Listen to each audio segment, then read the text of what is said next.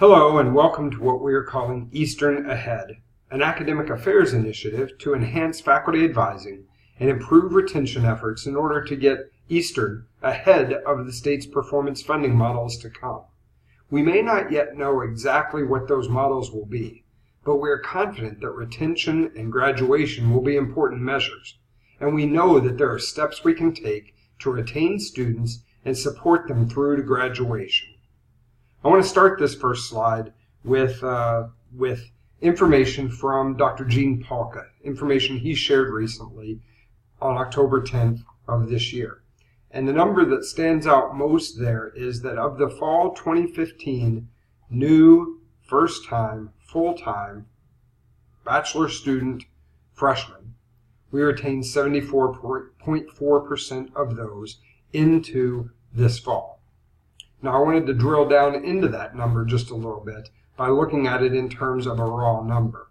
If we think that what that 74.4% means is that we have kept 1,819 students. If we had simply added to that 25 more students to get a total of 1,844 freshmen that we kept from last fall to this fall, and then we divide that by our total 2,445 that we admitted and had enrolled last fall, then we would see a much different retention rate. Instead of 74.4%, we would be at 75.4%. So 1 percentage point for 25 students. If we all work together and find those 25 students that are worth retaining, that are able to be retained, that are doing the work and just need the support that we can provide, then we would see our percentage increase pretty dramatically, really.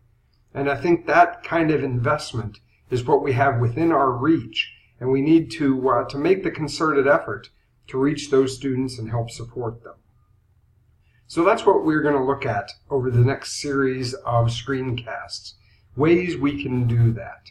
Now, these trainings that we're going to do, they begin with the assumption that faculty advisors already know how to read and use DegreeWorks profile pages for advising. The Student Success Collaborative includes a lot of the same information that DegreeWorks provides, but it also makes use of institutional data that lets us predict student problems before they arise, and also provides us a means of thinking and communicating about individual student situations as they meet with advisors and as they meet with faculty members across campus and throughout their years in college. Now, some of what I would like to show you is already available in a really very easy to digest format from EAB, the Education Advisory Board. EKU has an account with them. All of us have access. And so I want to show you just real quickly in this screencast how to access EAB and start learning a little bit about what they provide. So if I go to my browser, my internet, and I simply type in eab.com, then it takes me to the Education Advisory Board main homepage. And I can choose Login Now. You just go to this first spot, choose Login Now. And I already have an account, but I'll show you real quickly. If you choose it down here, I'm a new user. It just takes you a couple of steps. Basically, you have to identify EKU. You do that by choosing first your country, and then your city, and that is going to populate Kentucky. And then you go to step 2, and it basically drills down and asks you to identify your organization. EKU, of course, is the only university with an EAB account in Richmond, Kentucky, so that makes sense. And then you click go to step 3, and that's going to take you down for some personal information. I will tell you this, I've been an EAB member. I've had an EAB account for quite a while. They do not send me any information, any emails, anything that is unsolicited, not in any way at all. And so I certainly recommend you set up an account. Now, I already have set up an account, as I kind of told you. And so I will put in my information and just show you one more thing here. This is what you're going to do after you have logged in.